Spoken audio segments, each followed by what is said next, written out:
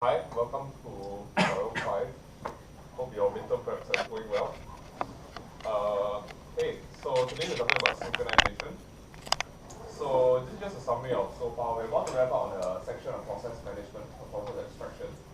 And so right now, we are currently at this last part for 2106, synchronization. Okay? So why do we need synchronization? Okay? Mainly because we sometimes have shared equal access. Okay? So if multiple people are not sharing the same memory region, if every process has their own copy of the variable and it's not affecting each other, then you don't need to care about synchronization. If no one is changing it, then you just read from it. It's always the same version, it doesn't really matter. And then if nobody accesses it, obviously not a problem. Okay? So generally speaking, when you're writing a synchronization problem, synchronization for program, right? You want to minimize the amount of synchronization you have, okay? Because generally, the more you synchronize, the less speed you have. But at the same time, you don't want to synchronize too much, such that you want to synchronize until it's correct enough. Other than that, there's not much point to add additional synchronization, right? So, for example of this would be your reader's writer's problem for your lab, right? It's very easy to let one reader in at a time. It's definitely 100% correct. But you want to make sure that as many readers can read concurrently as possible. Okay? So yeah. So when we look at critical sections, right, generally there's four main ways we evaluate whether it's correct or how usable it is. Okay? So the main ones that you need to take note of are the first two, feature exclusion and progress. Independence sometimes is non-trivial progress. Okay, because like it's quite obvious, right? So if a process is not inside and another process wants to enter, you have to let it enter. So it's a bit like progress. Okay? So bounded weight is also really good, but bounded weight may not be guaranteed in so for example your mutex and semaphore, it doesn't guarantee bounded weight. So why is that? Right? If I'm waiting for a resource and then other people keeps coming in, waiting and leaving, it's possible that the scheduler doesn't allow me to, the semaphore doesn't allow me to always guarantee entry. Okay? Generally, most implementations, yes, but it's not guaranteed. You look at Peterson's algorithm, that one definitely guarantees bounded weight. Very hard to prove it, but it guarantees bounded weight. Okay, you guys can try it out yourself. If a process wants to come in, it'll definitely be able to enter, even when the other process enters twice. Okay? So, yeah, most of the time we're looking at these two. This is also really good.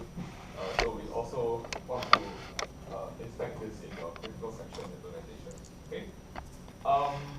So here are the main synchronization methods that we covered so far in the lecture. Okay, so test and set is like an atomic instruction on the hardware that accesses and writes to a variable at the same time. Okay, and then there's the OS level abstraction semaphores that we use in 106 for our labs and then for dollars as well. And then there's Peterson's algorithm, which is basically assuming you have a shared memory and you have atomic write access, how can we ensure synchronization ensure mutex for only two processes. Okay, so Peterson's algorithm is only for two processes. Keep that in mind. Okay. So and then the other classical problems that we've gone through is first of all, produce consumers. Second of all, readers, writers, and dining philosophers. Okay. So generally speaking, you can solve other problems with the same solutions. You can reduce other problems to these problems. May not be all, because it's kind of hard to generalize to all possible synchronization problems, but so far, a lot of the synchronization problems can be reduced to these. Okay? So yeah, that's just a main summary of synchronization. Anyone, any other questions about synchronization? Yes? No? What's the algorithm on that? Peterson.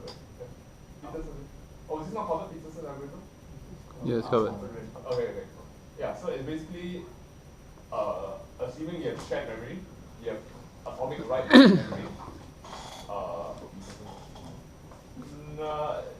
and then you can basically write and read atomically. How do you design an algorithm to ensure defects. Yeah. Okay, so I'm going to start with question 1 first. So today's tutorial, I'm not going to ask everyone to answer because I know you guys are probably busy for tomorrow, but it's going to be a bit more relaxed. So first question, so generally the approach to a synchronization problem, right, is 3 main steps. Okay, so first of all, you want to identify what's the target behavior. And then when you formulate a solution to this target behavior, you sometimes end up having some variable which is a shared mutable access.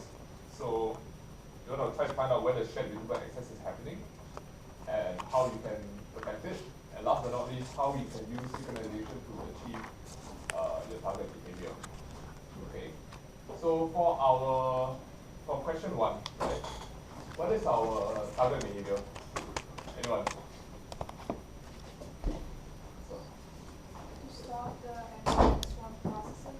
Yeah. Yeah, so you want to basically lock n-1 processes until the n process comes in and releases everyone else, right? So the way we do that, right? So how can we achieve that? Well, first of all, we need to be able to track how many processes there are, right? So a very simple rudimentary solution would have some variable arrive that we increment, and then constantly just keep checking to make sure that we have n processes that arrive to that block. Okay.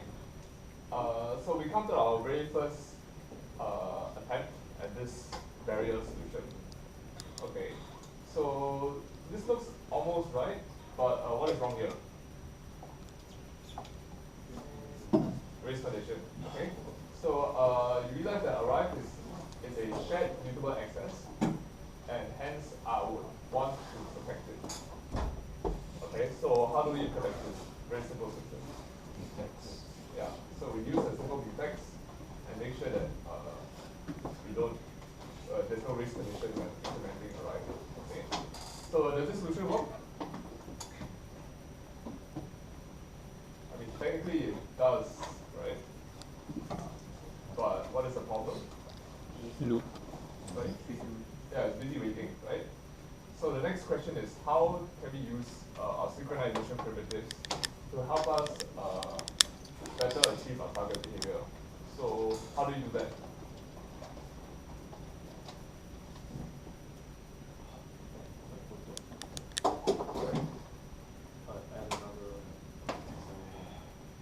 Okay, and another semaphore, right? So basically, if I come in and arrive is not n yet, I go to sleep. Otherwise, when the n process comes in, just wake me up. Okay. So the way we do that is, so yeah, very simple solution. So if I'm not n yet, I just go to sleep. If it's the n process, then I sort of wake everyone else up. Okay. But what is the problem with this?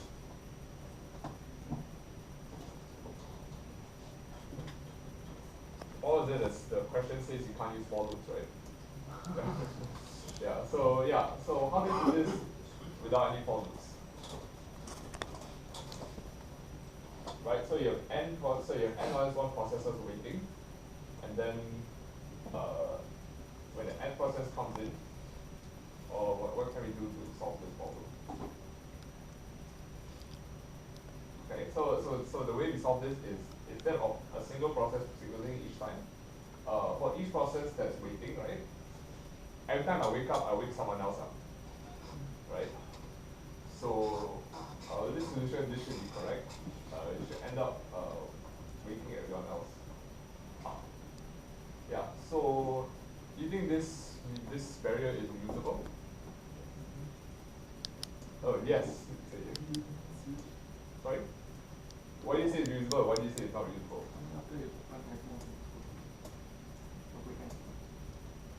But that's okay, right? I mean, you have n minus 1 processors waiting, and then you basically signal at least n minus 1 times, right?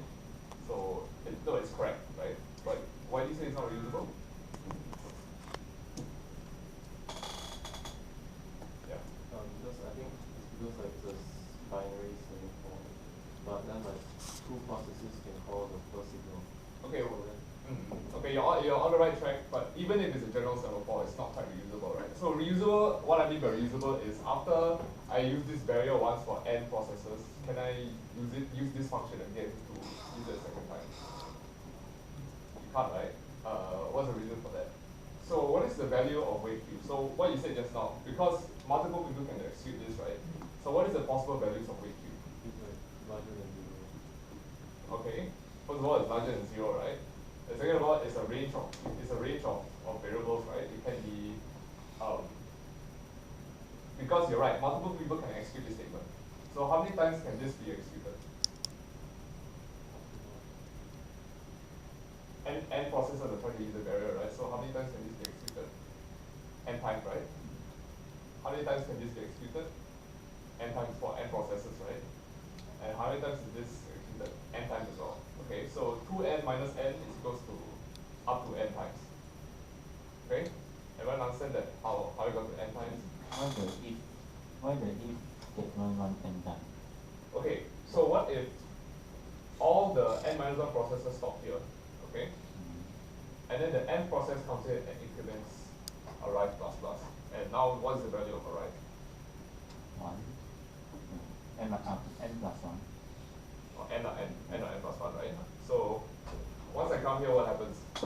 There's n minus 1 processes waiting here.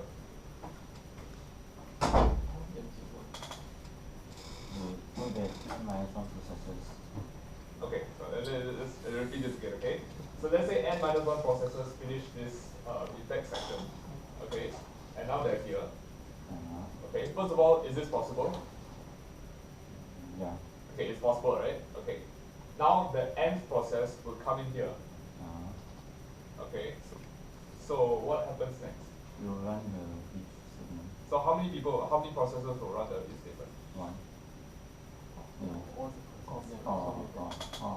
Yeah, right? So it can be, this can be run up to n times, 1 to n times. Yeah. Okay? Yeah.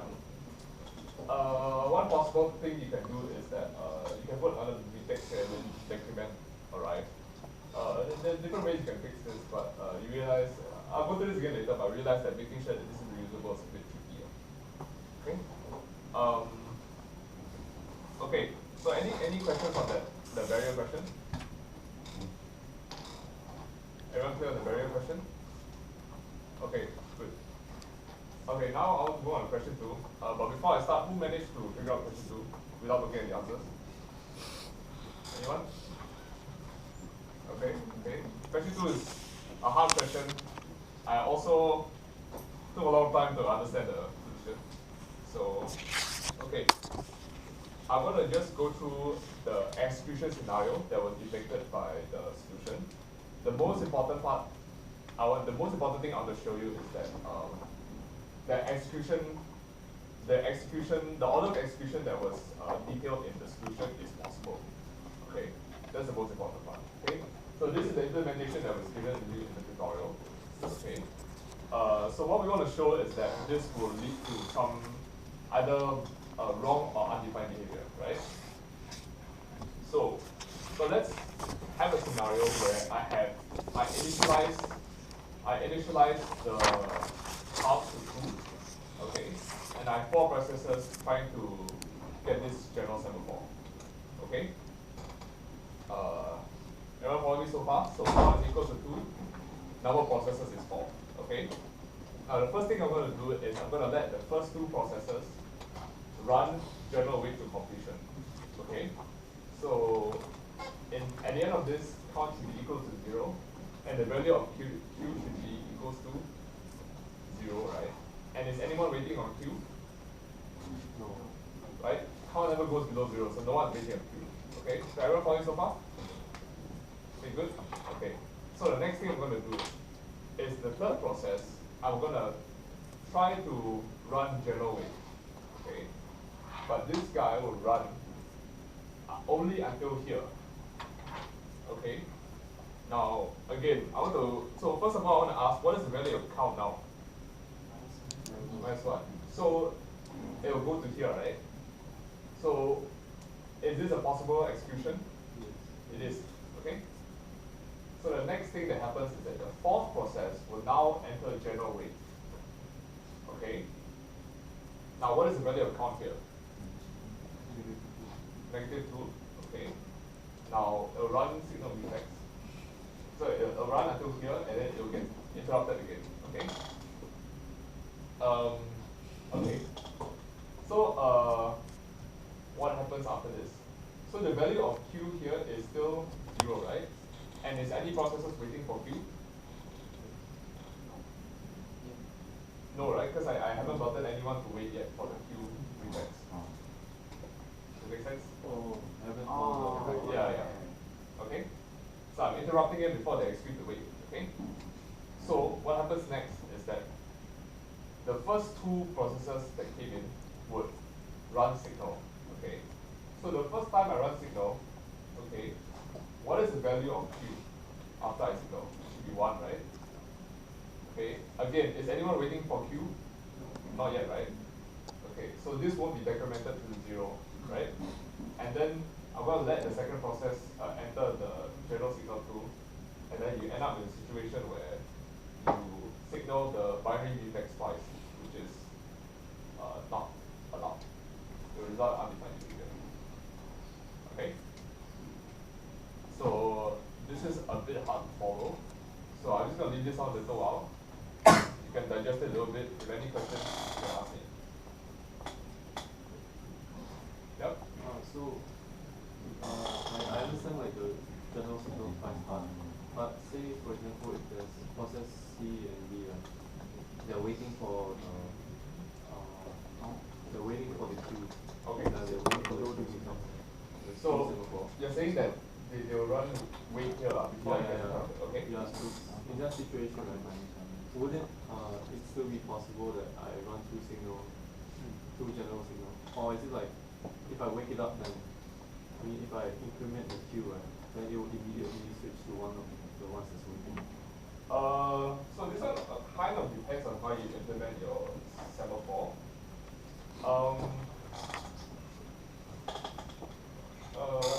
So let's just assume that our implementation of semaphore is such that if Q is signal and someone else is waiting, it will immediately go to the wait. Right? So that's the safest implementation of semaphore, right? Okay. Yeah. So even in that scenario, then in that scenario we won't get to this problem. Right? Yeah. Okay. Yeah. That's like a bouquet or something. Sorry? That's like a bouquet or something. Yeah. So that's one point, like the safest implementation of semaphore. Okay. Any other questions? Okay, where it goes from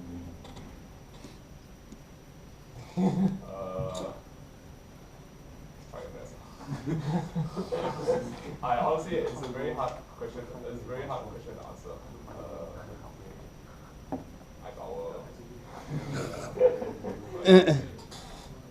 This is a hard question. I really doubt this kind of thing will come by exam, or else a lot of people complain. I don't know. Okay. So how do we solve this? Okay. How do we solve this? What is the main problem here? The main problem is that we get to run general signal twice, right? Okay. So our main goal is we want to prevent consecutive signals, and we do that by making sure that when we want to signal a second time, we make sure there's a wait first before we signal a second time. Okay. So did you guys see the solution already? All saw the solution already? Okay. Okay, so the next part is I want to make sure that everyone's convinced that the solution works. Okay. So the main difference here is that rather than signaling after I signal Q, okay, I make sure that when I signal Q, it either eventually gets waited on or there's someone already waiting first before I release the mutex. Basically, I don't want to release the mutex and let another guy get the general signal. Yeah, and now I just said release some really confusing statements. But, I'm going to say one more time. The gist of this is to make sure that after I signal this, I don't signal the mutex until this gets executed. That's the gist of this feature. Okay. Again, gonna leave this on for a while. Slowly, like you just said, if you're not convinced about something, you can ask. Yeah. So you're trying to, this solution is supposed to let general weight signal the wavetext instead of general signal. Say again? Is it like letting general weight signal the wavetext instead of general? Yeah, yeah. So basically, instead of, I want to make sure that this happens along with this. This is accompanied together. Yeah. Okay. In general, when you wait in mutex first, then if the count is smaller than 0, you wait Q, and the process, so the mutex is not released. So the mutex. The bit is released here. Oh, okay. Yeah.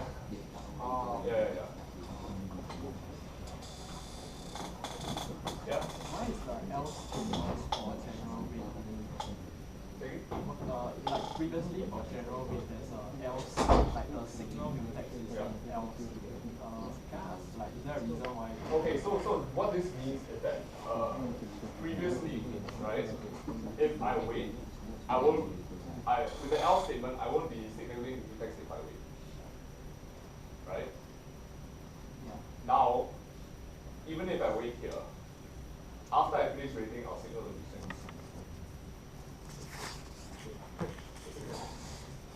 But doesn't that mean you are signaling twice? Okay, that's a good question. Okay, so basically, when can I carry on for wait queue?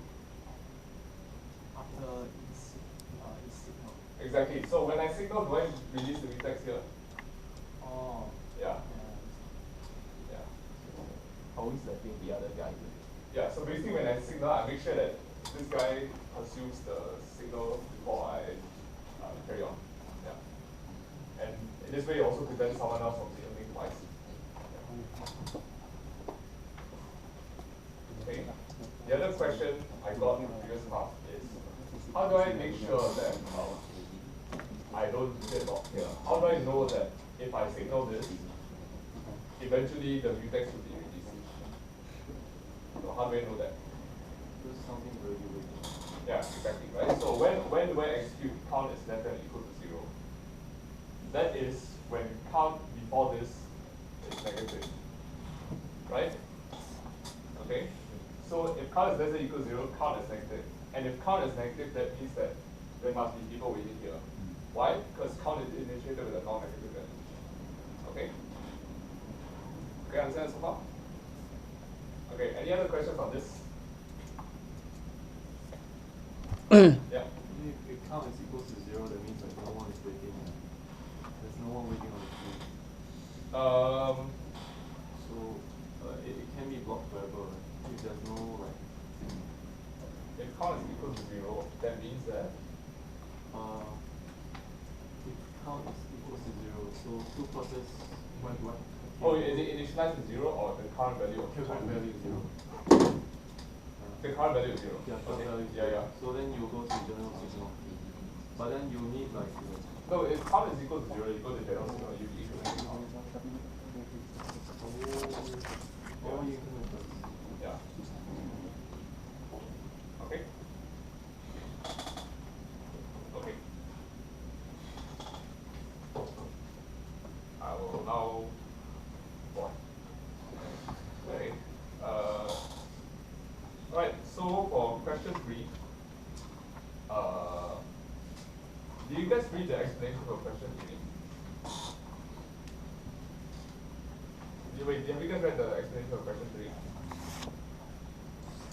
Okay, so question 3, the idea is to prove that with this right-handed guy, I will be preventing deadlocks. Okay, so I want to basically just try to use an alternative way to visualize things. I might end up confusing you. I'm sorry if that happens. But basically, I want to use dependency graph. So what is a dependency graph? Okay, a dependency graph is basically a way to visualize dependency between processes. So what is the dependency? So each node in this graph is like a process, and each arrow represents this process waiting for a resource that this guy is blocking. Does that make sense? Okay, is that clear on that? So what this graph is showing is a case where everyone has their left chopstick, and everyone is waiting for the guy on their right to release their right chopstick, sorry, their left chopstick, so that they can pick it up as their right chopstick. Okay? So whenever there's a cycle in such a dependency graph, okay, then we know that there's a deadlock. Okay? Because everyone is waiting for each other in the way. Okay? So in the dependency graph, would this be possible? Some guy waiting for two resources. Okay, for the sake of our model, we're going to say no. Okay, we're only going to let each person wait for one resource at a time. So if I'm waiting for this resource, there's no way I'm allowed to execute the next instruction to wait for the other resource.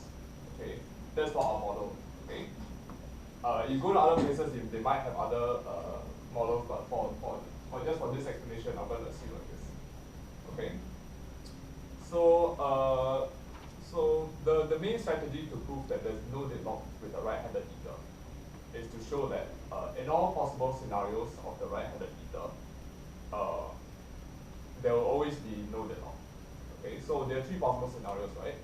The right-handed ether has both of his chopsticks. He has right but not his left chopstick, and he has none of his chopsticks. Okay. So what happens if he has both of his chopsticks? Okay, what does that mean? Okay. That means that this guy can eat, right? This guy can eat, and eventually he'll put his chopsticks down and let the others eat. Okay. This may not be a dependency graph at that point, but this is like sort of a worst case. I try to make everyone either wait to eat or are eating. Okay. So in this case, who will be the next person to eat? What do you think? This guy? Okay, why do you say that? Because like his left guy is waiting for him, and he already has his left chopstick. Okay. So why not this guy? Because he doesn't have his right chopstick. Yes. Okay. So this guy, it can't be this guy because this guy is waiting for his right, which means that this guy is holding the chopstick here. So even after this guy puts down his chopsticks, this guy will take his left chopstick and then will then depend on this guy.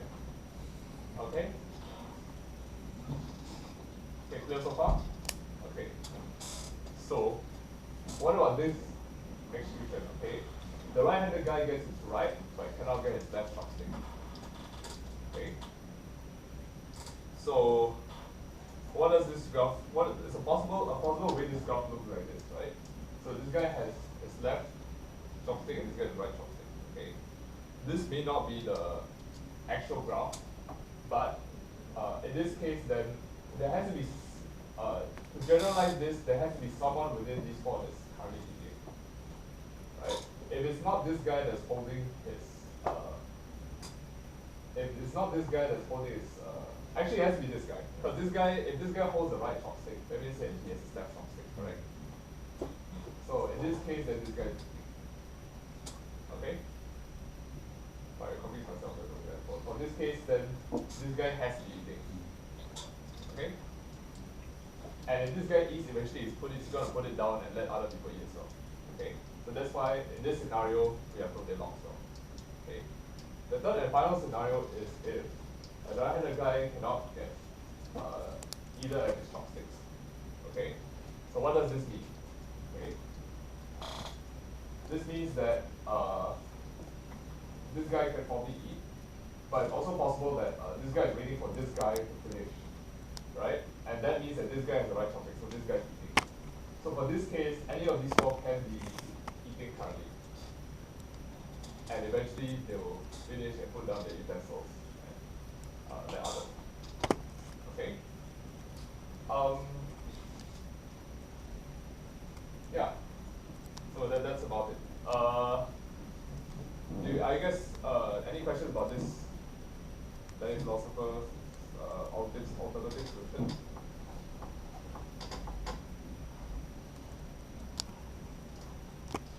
Yes. It has to be one of the two methods. Sorry? It has to be either like the left guy or the left guy.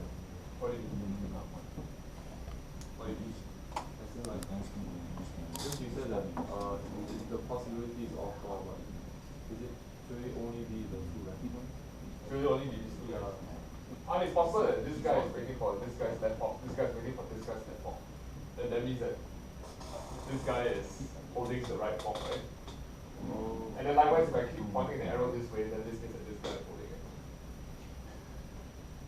Yeah. So this is, anyway, in this scenario, that means that this guy is holding it. But in the other possible scenario. Wait, but then,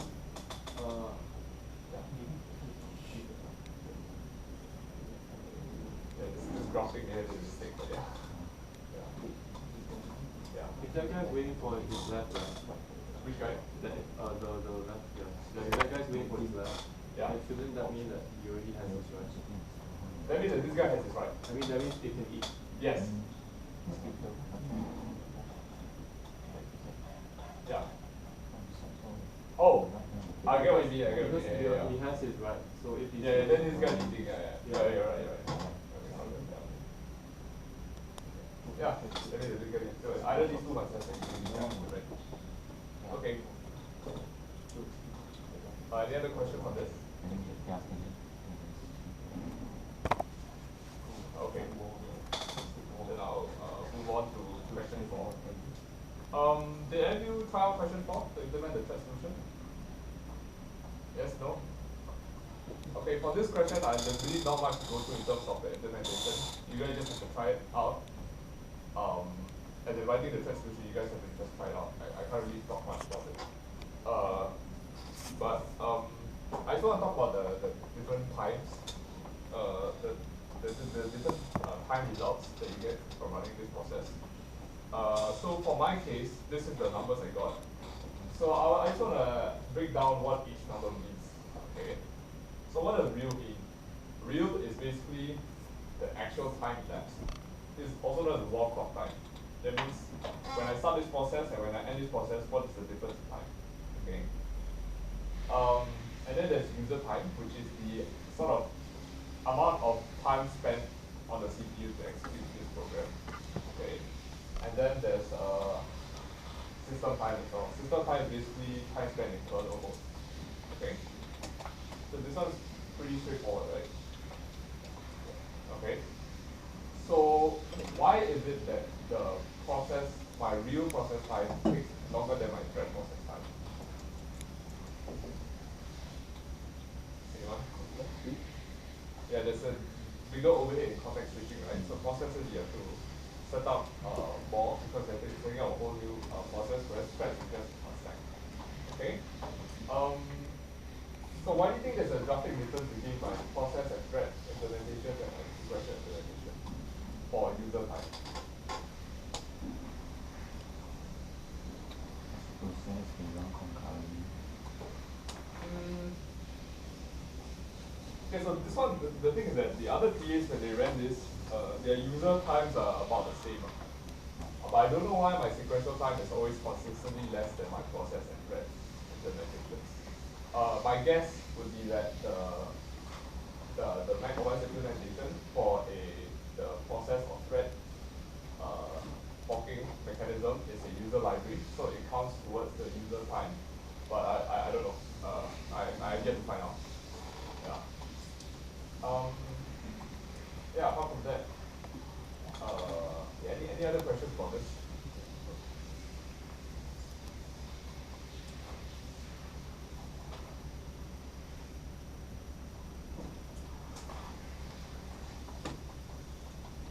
How can the real time be lesser than the user time? Like real is the total, right? Real is not total. Real is like actual time elapsed. So let's say if I have 4 cores running, right? They all take 6 seconds each. They'll add up 6 plus 6 plus 6 plus 6, 24 at the user time. Oh. But it actually took 6 seconds total. So that's the real time. Yeah. So this one is assuming multiple core. Yeah. Oh. So you're running a single. Okay, so I'm not able to set the CPU utility here, but if I only ran this on a single processor, then I'll probably get around this